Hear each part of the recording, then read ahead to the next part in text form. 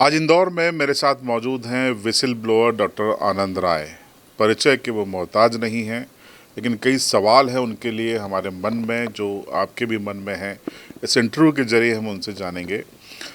Doctor साहब, बहुत से लोग फेसबुक पे, सोशल मीडिया पे पूछते हैं कि आरएसएस से शुरू हुआ आपका सफ़र, पहले कांग्रेस की तरफ गया, फिर बीआरएस की तरफ गया, और अभी विधानसभा चुनाव में आप कांग्रेस के मंचों पे दिखे, तो अब अगला ठिकाना आपका कहाँ होगा? देखिए, छात्र राजनीति के समय से, जब मेडिकल कॉलेज की जो छात्र राजनीति होती है उसमें न तो एबीपी होता है न एनएसयूआई होती है। तो मैं छात्र संघ का अध्यक्ष था, जूनियर डॉक्टर एसोसिएशन का भी अध्यक्ष रहा।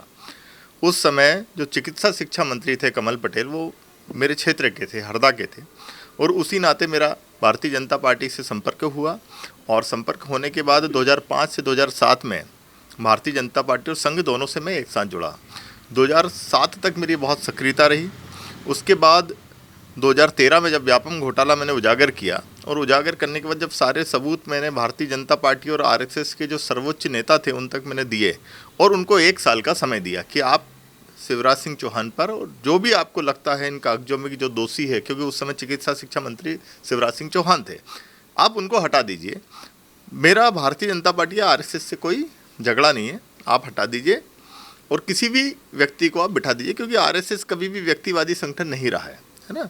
आरएसएस बहुत सारे कार्यकर्ता हैं और उनको सपोर्ट करते हुए भारतीय जनता पार्टी की सरकार बनती है।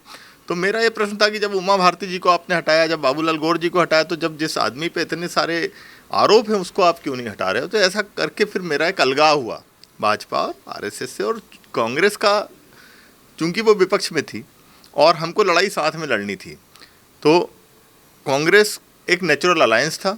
दिग्विजय सिंह जी से मेरा संपर्क हुआ, विवेक तनखा जी से मेरा संपर्क हुआ, कपिल सिब्बल जी से मेरा संपर्क हुआ, और हमने कानूनी लड़ाई साथ में लड़ी। हम कानूनी लड़ाई लड़ते गए, और इसी बीच में जैस संगठन के संपर्क में आया, और जैस के जो डॉक्टर हीरा लावा हैं उनको मेरे माध्यम से टिकट मिला। तो ये आरोप लगे कि भाई डॉक्टर आनंद राय कांग्रेस के साथ हैं, जबकि ऐसा था नहीं।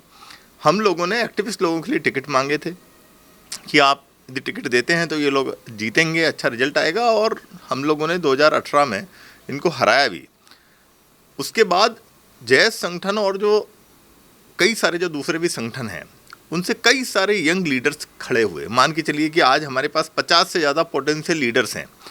अब वो चुनाव लड़ने के लिए कहाँ जाएं? क्योंकि चुनाव में, विधानसभा चुनाव में यदि मैं बात करूं कि 5 करोड़ से 10 करोड़ का खर्च है। इंदौर शहर की मैं बात करूं, रूरल की भी बात करूं तो 5 करोड़ तक का खर्च है। लोकसभा चुनाव में 25 करोड़ का खर्च है। तो इतना पैसा हम लोगों के पास नहीं है। तो भाई पैसा और रिसोर्स कहाँ से आएगा? तो इसलिए जो युवा हैं उनको लगता है कि भाई या तो हम कांग्रेस से चुनाव लड़ें या हम भाजपा से चुनाव लड़ें। अब चूंकि मेरी पूरी लड़ाई ही भ्रष्टाचार के खिलाफ शुरू हुई और वो धीरे धीरे करके भाजपा और आरएसएस के खिलाफ हो गई, तो भाजपा और आरएसएस के साथ जाने का सवाल नहीं उठता। मध्य प्रदेश में और कोई दूसरी पार्टी है नहीं, तो हम जहाँ ज़रूरत होती है वहाँ कांग्रेस को सपोर्ट करते हैं और टेक्निकल सपोर्ट करते हैं। उनको फीडबैक भी देते हैं कि यहाँ से आप इसको उतार दीजिए, यहाँ से इसको, या इस तरीके से आप जीत सकते हैं। तो पिछले चुनाव में कुछ लोग भारत आदिवासी पार्टी से खड़े हुए, 2 लड़कों को टिकट कांग्रेस ने दिया, मोंटू सोलंकी और हीरा लावा को, और कई लोग चुनाव में उनको टिकट नहीं मिला तो वो निर्दलीय भी लड़े। तो दिग्विजय सिंह जी ने हमको अप्रोच किया, रणदीप सुरजेवाला ने अप्रोच किया कि भाई जहाँ पर आपके लोग नहीं लड़ रहे हैं वहाँ पर आप हमको सपोर्ट कर दो बीजेपी को हराने में। तो चूंकि मेरे एक स्पष्ट दिमाग था कि हमको भाजपा को हराना है, इसलिए उन सीटों पर मैं दिग्विजय सिंह जी के साथ जाके मैंने भाजपा के खिलाफ प्रचार किया। लेकिन बीआरएस आप क्यों गए थे? और बीआरएस में इसलिए गया था कि जो कई सारे लोग जो जिनमें चुनाव लड़ने का पोटेंशियल है, जो सांसद या विधायक बन सकते हैं, जिनको कांग्रेस एकोमोडेट नहीं कर पा रही है, तो हम ये चाह रहे थे कि बीआरएस हमारे साथ एक अलायंस कर ले, एक समझौता कर ले। वो चाहे तो उनके सिंबल पे लड़ाए, या वो चाहे तो भारत आदिवासी पार्टी को सपोर्ट कर दे, या वो चाहे तो हम लोग इंडिपेंडेंट रूप से लड़ें। तो हमको वो रिसोर्स उपलब्ध करवा दे। लेकिन एक लेवल पर बीआरएस को ये लगा कि हम सिर्फ 10-15 विधायक की लड़ाई लड़ने नहीं जा रहे हैं। यदि हमको लड़ना है तो हम पूरी स्टेट में 230 सीटों की लड़ाई लड़ेंगे, और उसके लिए उनको समाजवादी पार्टी और आम आदमी पार्टी सबसे उन्होंने संपर्क किया, और कुछ ऐसा माहौल बन नहीं पाया कि वो मध्य प्रदेश आके चुनाव लड़े। तो मैंने एक प्रयास किया था कि यहाँ के जो लड़के हैं उनको बीआरएस की मदद से मैं चुनाव लड़वाऊं और एक 30-40 विधायक यदि हमारे बनते हैं तो हम एक आदिवासी सरकार बनाने का और आदिवासी सीएम का हम दबाव बना सकते हैं। आप कह रहे हैं कि कांग्रेस से आपका नेचुरल अलायंस है और इसलिए आप कांग्रेस के साथ दिखाई देते हैं, लेकिन कांग्रेस ने आपको न तो इंदौर लोकसभा से टिकट दिया, 2 चुनाव हुए 18 और 23 के, आप महू से शायद चाहते थे, वहाँ भी नहीं दिया, तो कांग्रेस से फिर कांग्रेस को समर्थन का क्या मतलब है? देखिए, कांग्रेस बहुत बड़ी है। ये वही पार्टी है जिसमें सुभाष चंद्र बोस भी थे, ये वही पार्टी है जिसमें लाल बहादुर शास्त्री भी थे।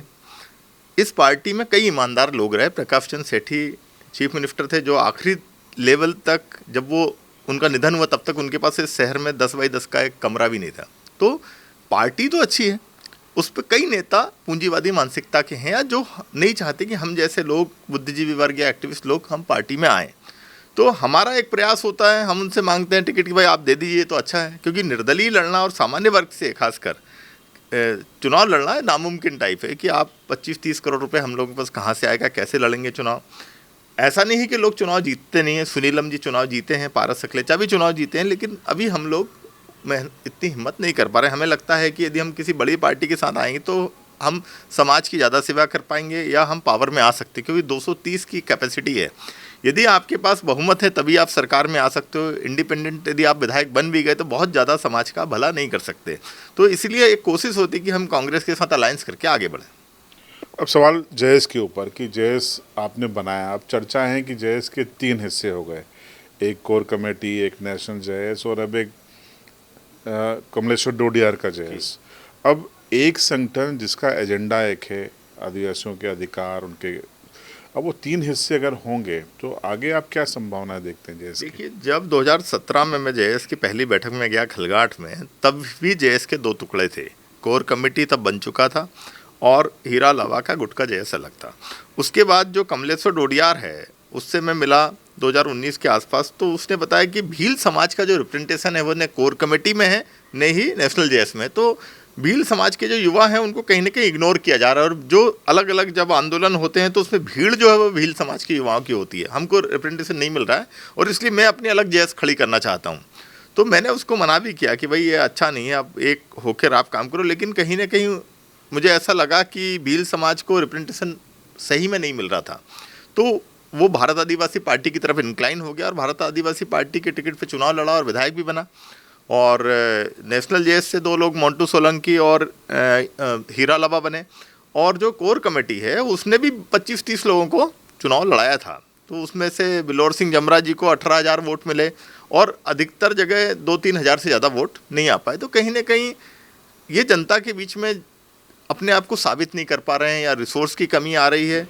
तो यदि रिसोर्स कहीं से मिल जाता है या कोई पार्टी गठित हो जाती जेएस के नाम से तो एक बेहतर रिजल्ट मिल सकता है। लोग यही कहते हैं कि जेएस कहता है कि वो सामाजिक संगठन है, लेकिन राजनीति भी काफ़ी लोग करते हैं कि कुछ लोग कहते हैं कि राजनीति से बदलाव लाना है, तो फिर पार्टी का रजिस्ट्रेशन क्यों नहीं होता? मतलब ये डबल एजेंडा क्यों है? देखिए, मैं तो 6 साल पहले ही हीरा लावा को बोला था कि इस पार्टी को रजिस्टर्ड करवा लो, क्योंकि उसका ये कहना था कि सर हम रजिस्टर्ड तो करवा लेंगे, पैसा कहाँ से लाएंगे, और रजिस्ट्रेशन करवाना कोई बहुत बड़ी बात नहीं है। 100 एफिडेविट लगते हैं आपके कार्यकर्ताओं के, पार्टी रजिस्टर्ड हो जाती है। और पार्टी रजिस्ट्रेशन, पार्टी तो बहुत सारी हैं पहले से, गोंडवाना गणतंत्र पार्टी भी है, भारत आदिवासी पार्टी भी जैसे बन गई है। तो पार्टी रजिस्टर्ड करवाना तो आसान है, लेकिन उसके लिए रिसोर्स जुटाना बहुत कठिन है। और अभी जो उद्योगपति हैं, जो कारपोरेट्स हैं, वो लीडिंग पार्टियों को ही पैसा देते हैं, चंदा देते हैं। अपन यदि हम भाजपा की भी लें तो भाजपा को हज़ारों करोड़ रुपया चंदा मिलता है, कांग्रेस को भी हज़ारों करोड़ रुपया चंदा मिलता है। तो अभी संघर्ष करना पड़ेगा। यदि नई पार्टी आप बनाते हो तो आपको 20-25 साल का संघर्ष है, तब आप पावर में आ सकते हो। लेकिन संघर्ष को वो स्वीकार नहीं कर रहे हैं, है ना। संघर्ष का रास्ता भी एक रास्ता है और एक रास्ता शॉर्टकट है कि आप कांग्रेस से टिकट ले आओ।